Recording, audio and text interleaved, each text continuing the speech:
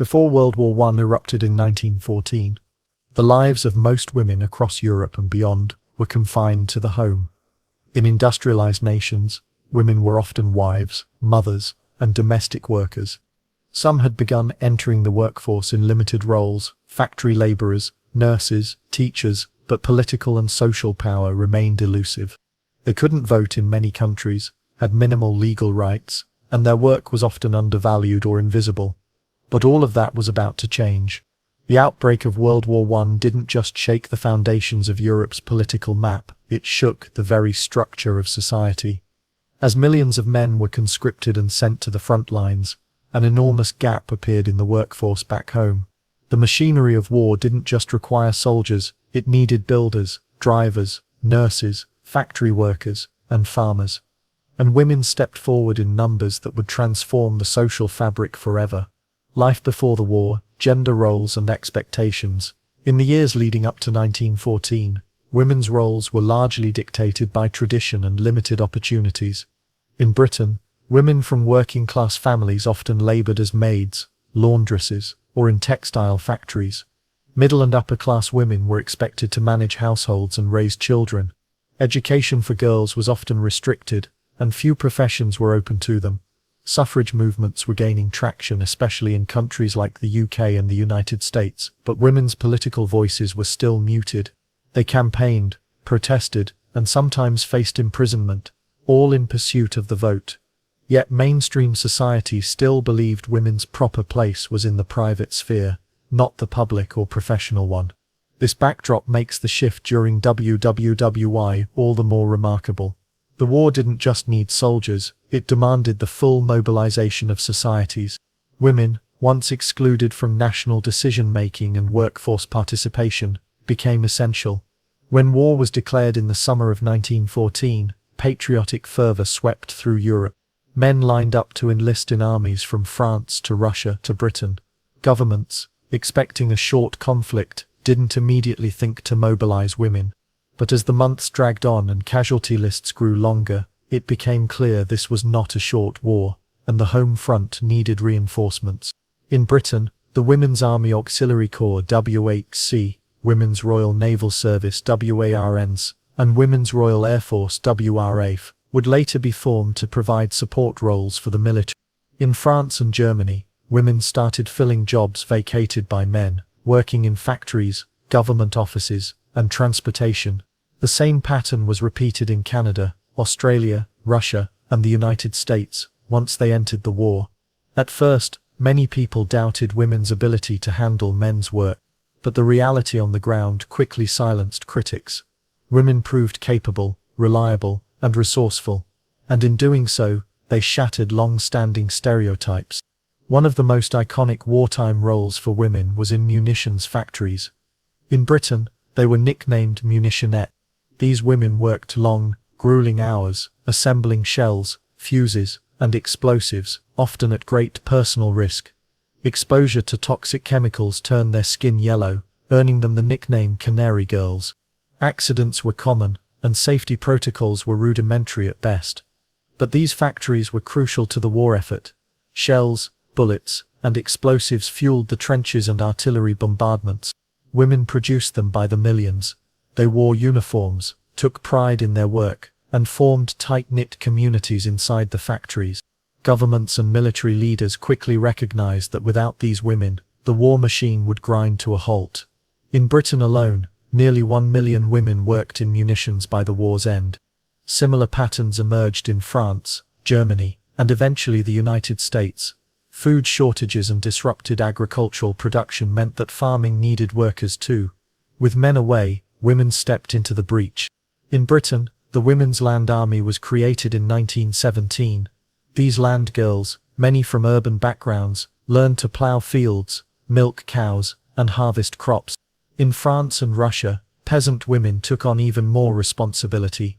They worked the fields while managing households under the strain of war, often with little government support.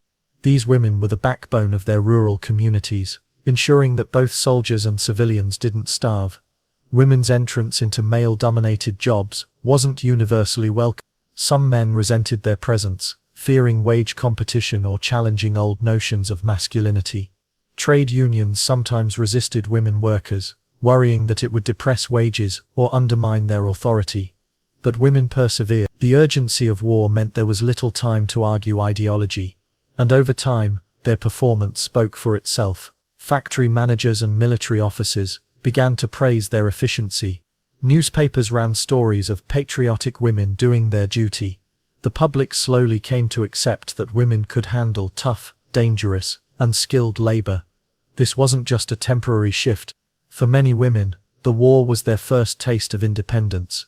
They earned their own wages, managed their own lives, and contributed directly to something bigger than themselves. While many women served behind the lines in factories or fields, thousands also braved the chaos and carnage of the front. They were not soldiers with rifles, but nurses, ambulance drivers, and volunteers who stepped into danger armed with only courage, compassion, and a fierce sense of duty. These women, often referred to as angels of the battlefield, bore witness to the full horror of industrial warfare. In muddy aid stations, overcrowded field hospitals, and smoke-filled trenches, they cared for the wounded, the dying, and the broken, sometimes only yards from the fighting. Nursing had long been associated with women, but before the war, it was rarely seen as a prestigious or heroic profession. That changed during World War I. In Britain, the Queen Alexandra's Imperial Military Nursing Service, QANENs, and the Voluntary Aid Detachment, VAD, mobilized thousands of trained and volunteer nurses. The VADs were often young middle-class women who, despite limited medical training, stepped up to serve in military hospitals, both in Britain and closer to the front. They worked long shifts dressing wounds, assisting with surgeries, comforting the dying, and managing overcrowded wards filled with shell-shocked and mangled men. Conditions were brutal. The scent of rotting flesh, the sounds of agony, and the constant threat of infection were part of daily life. In France, les infirmières, the French military nurses, faced similar realities. Some were nuns, others volunteers. They served in converted schools, churches, and even tents near the battle zones. In Germany, nurses from the Red Cross and other organizations provided care in increasingly desperate conditions as the war dragged on. Many of these women witnessed horrors that stayed with them for life. Gas victims coughing blood, soldiers with limbs blown off, or the blank stares of men destroyed mentally by trench warfare. But they kept working day after day, offering not just care, but humanity. If the nurses were the backbone of battlefield care, the ambulance drivers were its vital arteries. These women, often from wealthy or adventurous backgrounds, drove rugged, unreliable vehicles across shell-pocked roads to retrieve the wounded from the front. One such organization was the First Aid Nursing Yeomanry, FENI, a British unit made up entirely of women. They drove ambulances, repaired engines, and even carried stretchers. Unlike the more regulated nursing corps, FENI members operated in chaotic, ever-changing combat zones. They wore military-style uniforms, and often slept in barns or tents. In France, women volunteered for the American Field Service and Red Cross Motor Corps, ferrying injured soldiers through sniper fire and air raids. These were not joyrides. The roads were dangerous, medical supplies scarce, and the emotional toll immense. Some famous names served as drivers, such as Vera Brittain, who later became a celebrated author chronicling her war experiences in Testament of Youth. Her memoir captured the heartbreak of tending to the wounded, while losing the men she loved, brother, fiancé, and friends to the war. Although not officially combatants, some women found themselves dangerously close to the front lines. Field hospitals were often set up just miles from the trenches, and during offensives, medical staff were at constant risk from artillery and air raids. In Russia, some women went even further, taking up arms. The most famous example is the Women's Battalion of Death, formed in 1917 by Maria Bokareva. This all-female combat unit shocked traditionalists, but earned respect for its discipline and bravery during the Kerensky offensive. Although this was an outlier, most countries did not allow women in combat roles. It symbolized a broader truth: the front line was no longer a purely male domain. Women, too, faced danger, discomfort, and death in service of their nations. Just like the men they cared for, many women suffered psychological trauma. Burnout, depression, and what we now call PTSD affected countless nurses and drivers. But unlike soldiers, they were rarely given leave or treated for mental exhaustion. Some suffered silently, returning home changed forever.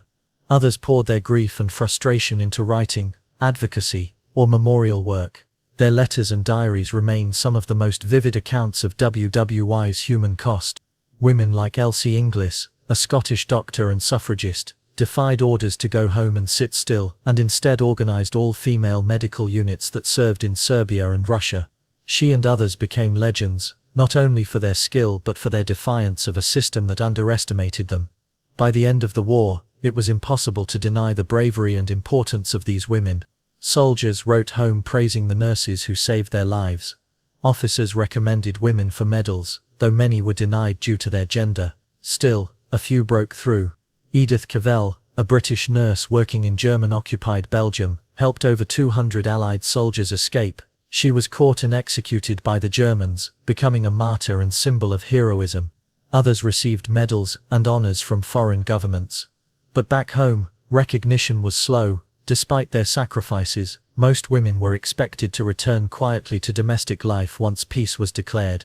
While some women served near the battlefields, millions more waged a different kind of war back home. The home front during World War I was not a place of comfort, it was a battlefield of its own. Women became central to sustaining the war effort through rationing, organizing, producing, protesting, and enduring. Their contributions kept nations functioning under immense strain, and in doing so, they changed society from the ground up. For many women, daily life during the war was a constant negotiation with scarcity. Food, coal, clothing, and basic goods were rationed or simply unavailable. In Britain and Germany especially, long queues for bread or potatoes became a daily ritual. Prices soared, and many families struggled to make ends meet. Women bore the brunt of this burden. With husbands at the front and sons enlisted, they became heads of households overnight. They learned to stretch food, sew their own clothing, and conserve every ounce of fuel. In rural areas, women planted gardens to support communities. In cities, they formed local cooperatives to share resources and support each other. Government campaigns encouraged women to make do and mend, and to become soldiers of the kitchen. Posters urged them to waste nothing, to preserve food, and to maintain morale. But no poster could capture the quiet resilience it took to keep a family fed and hopeful, while death loomed on distant battlefields. In industrial cities across Europe and North America, working-class women moved into roles that had previously been off-limits. They worked in steel plants, shipyards, public transportation, and postal services. In the U.S., the number of women in the workforce increased by over 1 million between 1914 and 1918. In Germany and Russia, women became the main industrial labor force by the end of the war. These were not easy jobs, hours were long, safety standards poor, and wages often lower than men's. But women organized. In Britain, women's trade unions gained members rapidly. In the U.S., women went on strike for better conditions. In Russia, female textile workers in Petrograd played a central role in labor unrest, sparking protests that helped trigger the Russian Revolution. Many women saw work as more than patriotic duty, it was economic independence. For the first time, they controlled their own wages, their own time, and their own future. In every nation, women's clubs, churches, and civic groups stepped in to support both soldiers and civilians. They raised money, organized clothing drives, sent care packages to the front, and opened soup kitchens for the poor. In Britain, the Women's Institute was founded in 1915. To encourage domestic food production and cooperation. In Canada and Australia, similar groups trained women in first aid, food preservation, and volunteer nursing. These organizations created networks of mutual aid that empowered women far beyond wartime. They fostered leadership, built confidence, and laid the foundation for post-war political activism. Not all women were supporters of the war. In fact, some of the most vocal critics of the conflict were women. Suffragists in Britain were divided, some supported the war effort to prove their worth as citizens, while others opposed it on moral and political grounds. The Women's International League for Peace and Freedom, founded in 1915, brought together women from neutral and warring nations to advocate for peace. Figures like Jane Addams in the U.S. and Aletta Jacobs in the Netherlands campaigned for mediation and diplomacy. In Russia, women marched for bread and peace, a protest that played a crucial role in the fall of the Tsar. In Germany and Austria, mothers and wives of soldiers demanded an end to the bloodshed. Even under authoritarian regimes, women found ways to speak out. These protests were not always welcomed. Peace activists were branded traitors or idealists. But their efforts offered a different vision of patriotism, one rooted in compassion and the value of life over victory. Wartime morale was fragile. News of mass casualties, food shortages, and military setbacks could crush the spirit of a community. Women became essential in keeping hope alive. They wrote letters to soldiers, organized concerts and theater productions, decorated hospitals, and maintained rituals of normalcy during abnormal times. In Britain, women ran libraries for convalescing soldiers. In France, they distributed hand-sewn scarves and care parcels to troops. In the United States, schoolgirls knit socks and raised funds through war bond drives. It may seem small, but these acts of care mattered deeply. For soldiers far from home, a package, a letter, or even a memory of domestic life could provide a lifeline. Behind all this activity lay a river of grief. Women lost husbands, sons, brothers, and fathers. Many widows received only small pensions. Mothers waited for letters that never arrived. Others buried their loved ones in foreign soil, unable to visit, to mourn, or to find closure. Widows were expected to endure quietly, but many refused. They formed networks, demanded recognition, and fought for post-war benefits. Some joined veterans organizations, or peace movements. Their suffering became a catalyst for political engagement. And then there were the women who lost no one but still carried scars. The stress of rationing, poverty, and fear left psychological wounds. Entire generations of women were changed by the war, not just by what they lost, but by what they learned they could endure. World War I did not only redraw the borders of nations, it rewrote the boundaries of possibility for women. As millions of men marched off to war, women stepped into roles that had long been denied to them, and when the guns finally fell silent, many refused to return to their old place in the shadows. This was the moment when courage on the battlefield turned into political momentum, when sacrifice became a weapon for change, when women around the world asked, finally and forcefully, if we can help win a war, why can't we vote? Before the war, the idea of women voting was still controversial in many countries. Suffragists were often dismissed as radicals or troublemakers. Their demonstrations were mocked, their demands ignored. In Britain, women had driven ambulances under shell fire, worked in munitions factories, nursed thousands of wounded soldiers, and kept the economy alive. They had proven their patriotism not with speeches, but with action, and the public noticed. By 1918, Parliament passed the Representation of the People Act, granting the vote to women over 30 who met property requirements. It was a compromise, but a breakthrough nonetheless. 10 years later, full voting equality with men followed. In the United States, the story was similar. The National American Woman Suffrage Association supported the war effort, encouraging women to take on essential roles. President Woodrow Wilson, once indifferent to the issue, came to support suffrage, recognizing women's contribution to victory. In 1920, the 19th Amendment was ratified, granting American women the right to vote.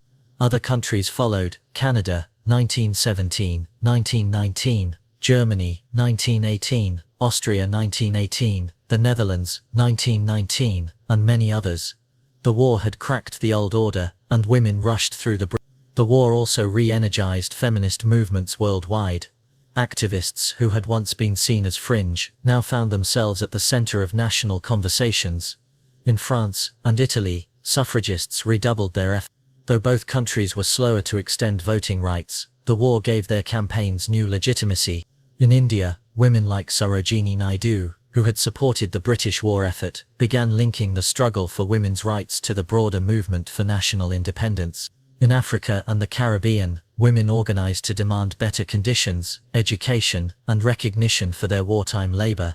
In the Soviet Union, women gained the right to vote and hold office as part of the Bolshevik Revolution. In Turkey, modernization efforts in the 1920s brought more rights to women, partly in response to their role during the collapse of the Ottoman Empire. Everywhere, women who had once been told they had no voice now demanded to be heard. It's important to remember, though, that these advances were not shared by all women equally.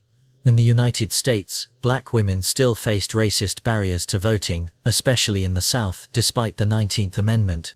Indigenous women, Asian women, and other marginalized groups often had to wait decades more for full political rights. In Britain, only wealthier women over 30 initially gained the vote. Poorer women, and younger women, had to wait until 1928. In colonies and occupied territories, progress was even slower. Wartime sacrifice did not automatically translate to post-war justice.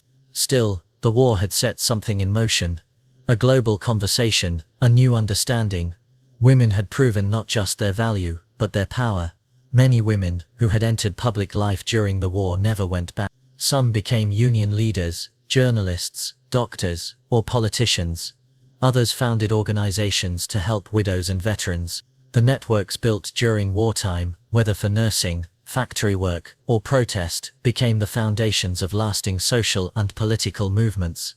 The war had turned millions of women into organizers, decision-makers, and breadwinners. It changed how they saw themselves and how the world saw them. In Britain, women like Nancy Astor entered parliament. In Germany's new Weimar Republic, women held office and helped write laws. In the U.S., women like Jeannette Rankin had already blazed trails in politics before the war, and many followed her lead afterward. These weren't isolated victories, they were the start of a global shift. For centuries, heroism in war had meant the soldier on the battlefield, but World War I forced the world to recognize another kind of courage, the quiet resilience of the nurse, the grit of the factory worker, the fire of the protester, the strength of the mother who buried her son and kept going. Women didn't win medals for these things, they weren't paraded through the streets, but their heroism shaped the war just as surely as any general's plan. And when the war ended, they didn't disappear. They marched forward into polling stations, public office, and history. After the armistice, when the cannons fell silent and soldiers returned home, nations began the long and painful process of remembering. Monuments were built, poems were written, history books were filled with names and dates of generals and battles. But the stories of millions of women who had held up half the war effort were often left in the margins. Yet their presence lived on in letters, in diaries, in novels, and in art.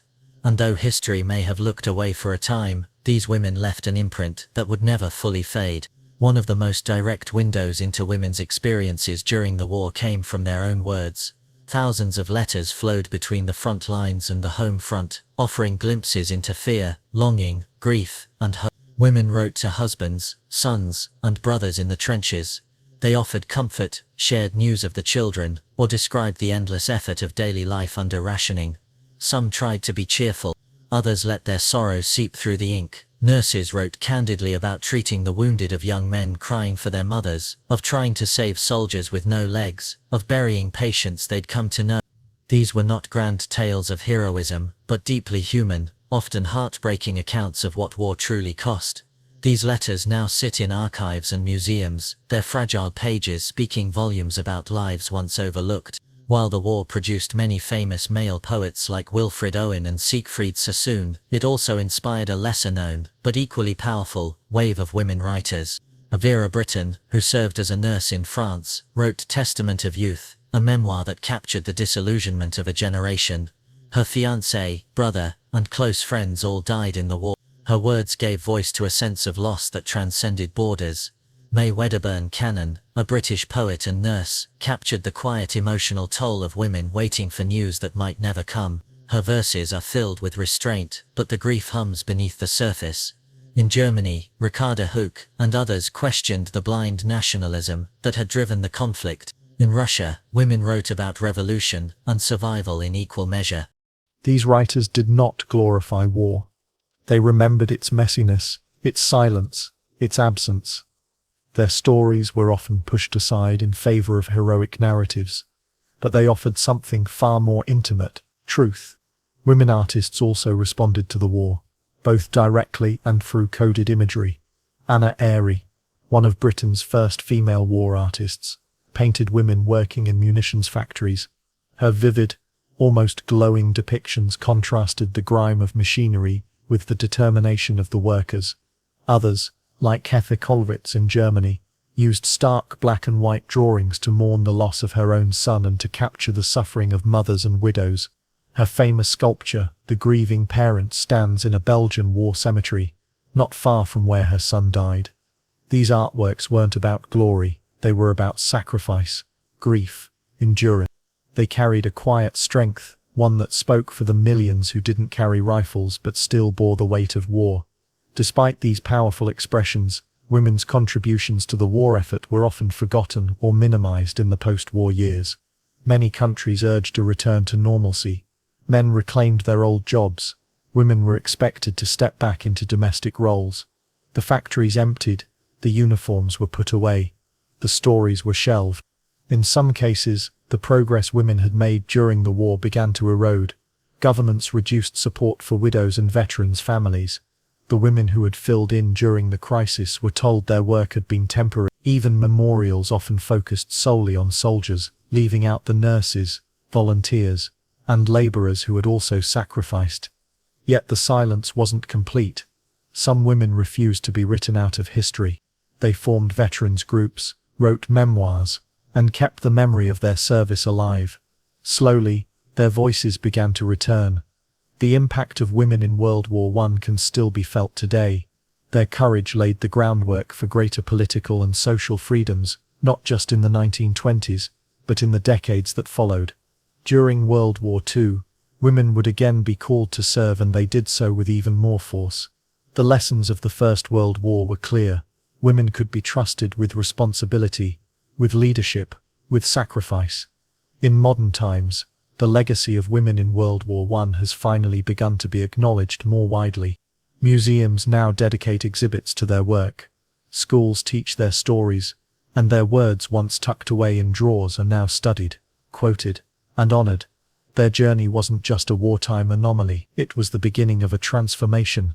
A century has passed since the end of World War I, and yet the echoes of those turbulent years still ripple through our lives. Among the most powerful and long-silenced echoes are the voices of the women who stepped up when the world broke down. Their names may not fill textbooks. Their faces may not be carved in stone monuments beside the generals and emperors, but their impact endures quietly, insistently, undeniably. There are many reasons why the stories of women in World War I were pushed to the background. First, the war's overwhelming narrative focused on the front lines, the trenches, the blood, the battles. It was a war of mud, barbed wire, and no man's land, an image that left little space for the munitions worker in London or the nurse in Ypres. Second, societies at the time were quick to reassert traditional gender roles. When the war ended, the call to return to normal meant that women's extraordinary wartime roles were treated as temporary, not transformative. And finally, history itself has often favored the dramatic over the domestic, the battlefield over the hospital ward. For decades, the contributions of women were treated as background noise, supporting acts in a male-centered drama. In recent decades, historians, archivists, and filmmakers have begun to rediscover the forgotten heroines of the First World War. Letters once kept in attics are now treasured in museums. Diaries once ignored are now the subjects of documentaries. Photographs once gathering dust are being studied, scanned, and shared. This resurgence isn't just about setting the record straight. It's about understanding the full human cost and effort of war. Women weren't just bystanders. They were organizers, leaders, caregivers, and risk-takers.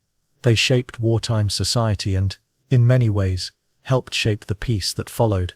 By remembering them, we remember a fuller, truer version of the past.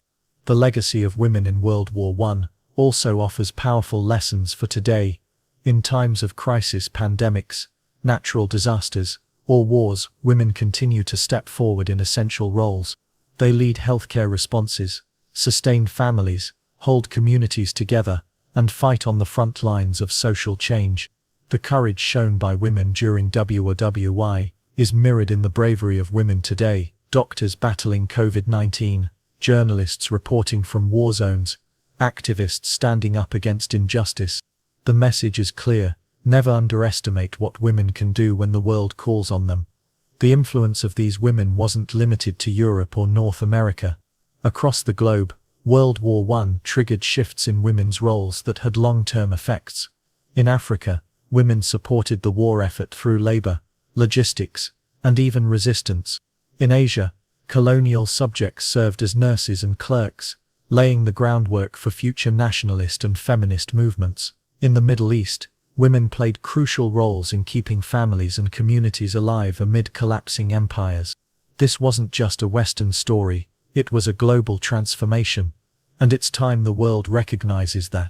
Consider the courage of Edith Cavell, the British nurse who helped Allied soldiers escape from German-occupied Belgium and paid for it with her life. Or Elsie Inglis, whose Scottish women's hospitals treated thousands of soldiers in Serbia and Russia. Remember the thousands of unnamed women who stitched wounds, drove ambulances through shellfire, or stood 12 hours a day in factories inhaling toxic chemicals to keep the front supplied with ammunition. Remember the women who wrote letters home while the bombs fell, who raised children alone, who buried sons and husbands and still carried on. These are not minor characters in history, they are its beating heart. Across the world, memorials are finally starting to include the women who served. In London, the Women of World War I memorial now stands proudly near the cenotaph.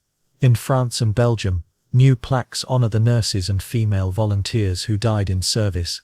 Books and documentaries give them voice, and school curriculums slowly begin to reflect their role. But it's also a reminder, history is not fixed. It can evolve, it can open up, and it must, if we are to truly honor those who shaped it. The women of World War I didn't go to war to make history. Most never imagined statues in their honor or their names in museums. They did what they had to do. They rose to the moment, and in doing so, they changed the world. Today, when we speak of courage, of sacrifice, of resilience, we must include them. When we ask who helped win the war, we must name them. And when we look to the future, we should remember the past they helped build. Because in their strength, we find inspiration. In their silence, we find lessons. And in their memory, we find the truth.